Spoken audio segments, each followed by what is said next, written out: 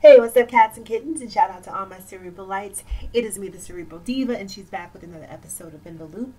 And in today's episode, we're going to be talking about the curious case of Jussie Smollett. Now, as many of you probably know by now, there have been some developments that happened recently. And before I talk about those developments, I just want you guys to hear an excerpt from the news story here, okay? The mystery surrounding the alleged assault of Empire actor Jussie Smollett is growing. Last night, police released two men who had been detained for questioning earlier in the week. Carter Evans now has more on the unanswered questions that remain. The two Nigerian brothers arrested in connection with the assault on Empire actor Jussie Smollett are no longer suspects. They're now cooperating with police. A source close to the investigation confirms to CBS News the brothers told detectives Smollett paid them to participate in the alleged attack on January 29th, and that they purchased the rope found around Smollett's neck at a nearby hardware store.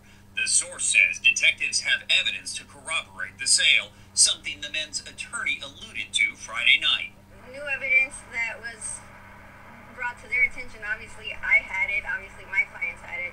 Police say the two men, identified as Ola and Abel Osundairo, were captured on surveillance video when Smollett said he was attacked. There's any justice. Ola Osundairo is connected to Smollett through the hit show Empire, where he played a prisoner in season 2.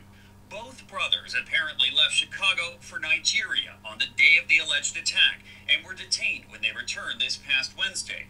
Chicago detectives tore through an apartment looking for clues, and evidence log shows they found ropes, masks, and bleach.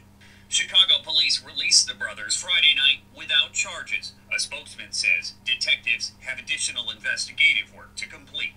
He said, "This MAGA country punches me right in the face." In a recent interview, Smollett said he was sure the men in the photo were his attackers. I think that what people need to hear is just the truth. Jussie Smollett still hasn't spoken publicly about the brothers' arrest or their subsequent release. Chicago police said earlier this week they are still treating Smollett as a victim and not a suspect. David, thank you. Did y'all hear that? What in the Tawana Brawley hell is going on around here? What is going on?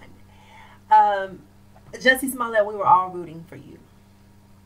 And I'm sorry, at this point, while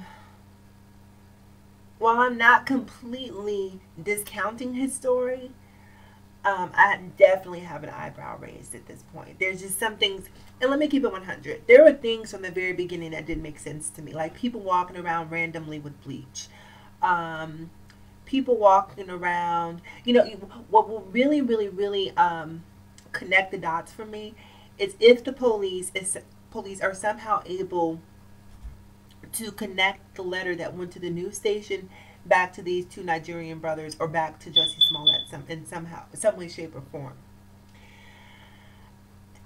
At this point, the preponderance of evidence leads me to believe that the likelihood of this happening is very, very low. Is it impossible? No. But the plausibility of everything, who walks around with the news, who walks around with the bleach, there was just some elements of the story in Chicago. You know, I'm from Chicago, so I know Chicago is not a place that you necessarily want to be openly racist in. You know what I mean? Because Chicago has a very large minority population, both black and Hispanic. So running around talking about this is MAGA country in Chicago might not be the wisest thing to do. So because of those things, as much as I want to believe in Jussie Smollett's case, I just don't know. I guess my question at this point is why? Why? What was the point?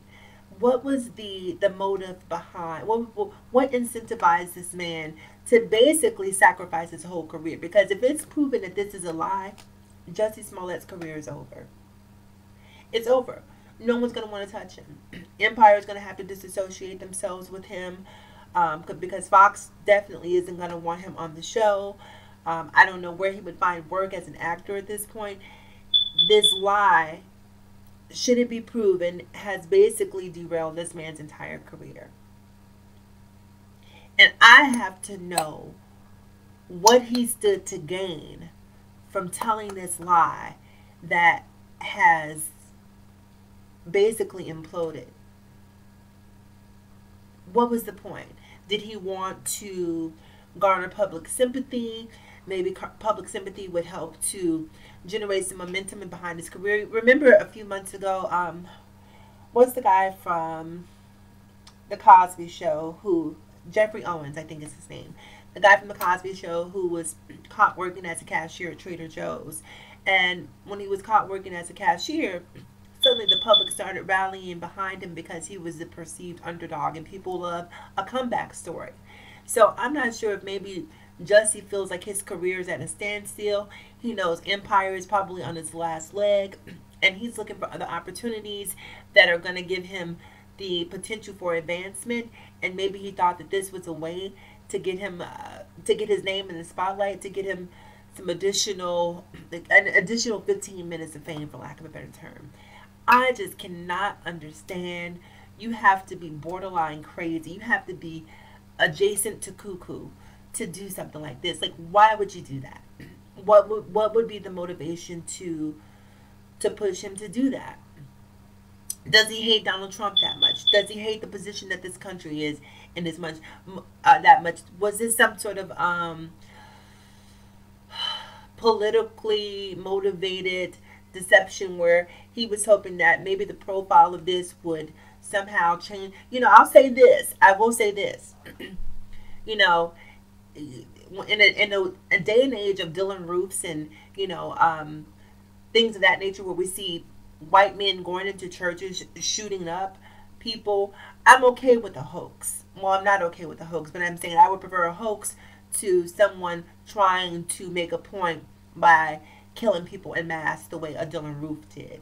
You know, because that's the only thing, the only reason I can think of that Jussie would be motivated to go out here and just tell a lie so preposterous. It just makes absolutely no sense. And honestly, it angers me because it gives credence to this whole fake news moniker, you know, where people really believe that there is this agenda to perpetuate news that is not true. And when you start perpetuating attacks, creating attacks that have not happened, getting on the news with Robin Roberts and crying and talking about out loud how you wish that these people were caught. I mean, that's like sociopathic behavior. Like, that's not even deception. Like, you know, the way the level of conviction that he told this story with, if you haven't seen that Robin Roberts interview, it would behoove you to watch that as well. Because in that interview, I'm like, damn, he's telling the truth.